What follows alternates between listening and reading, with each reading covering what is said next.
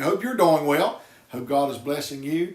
And again, feel free to share anything we're doing. If you like to talk about something, just let us know. We are in John, the Gospel of John, chapter 13. And we're going to start at verse 3. And this is something that I have participated in before. It's a very humbling thing, wonderful thing. Not a lot of folks do it, but it's called foot washing. And it says here, Jesus, knowing that the Father had given all things into his hands, and that he had come from God and was going back to God, rose from supper. He laid aside his outer garments, and taking a towel, tied it around his waist. Now this is the Master himself. This is Jesus. Then he poured water into a basin and began to wash the disciples' feet and to wipe them with the towel that was wrapped around him. You remember in Jesus' time, this was the lowliest thing a person could do, was wash somebody's feet. The feet were the lowliest thing. I don't know if many of you may remember several years ago, former President Bush was over in the Middle East and somebody threw a shoe at him. That is an insult, my friend, a true insult, because the feet are considered dirty. This is the most humbling, the lowest of the low, wash your feet. So Jesus is humbling himself here. And he came to Simon Peter, who said to him, Lord, do you wash my feet? You going to do this to me?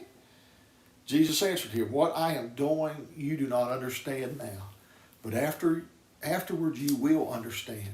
Peter said to him, you shall never wash my feet. Peter all the time sticking his foot in his mouth, literally. Jesus answered him, if I do not wash you, you have no share with me. So he said, look, if you're not going to let me serve you, be your servant, then I got nothing to do with you. You're not mine.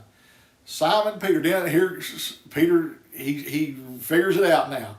Simon Peter said to him, Lord, not only my feet, but also my hands and my head. Jesus said to him, the one who has bathed does not need to wash except for his feet, but is completely clean. He said, Lord, if we're going to do this, then I need everything. You wash all of me. We need to go to Christ for our washing, and we need to look at this example of Jesus. Everybody wants to get all high and mighty about, oh, I'm this, I'm that. Pastors do this all the time.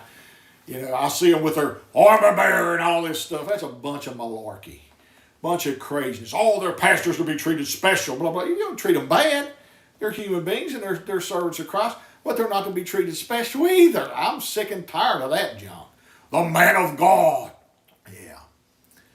But we are to be the servant of all. If you want to truly follow the leadership style of Jesus, you will serve everybody. Jesus was willing, even though he is God himself, he is willing to humble himself and wash the other's feet. We need to be willing to do that. We need to be willing to humble ourselves and literally wash somebody else's feet or take care of them in a way that might not be the most appealing, but is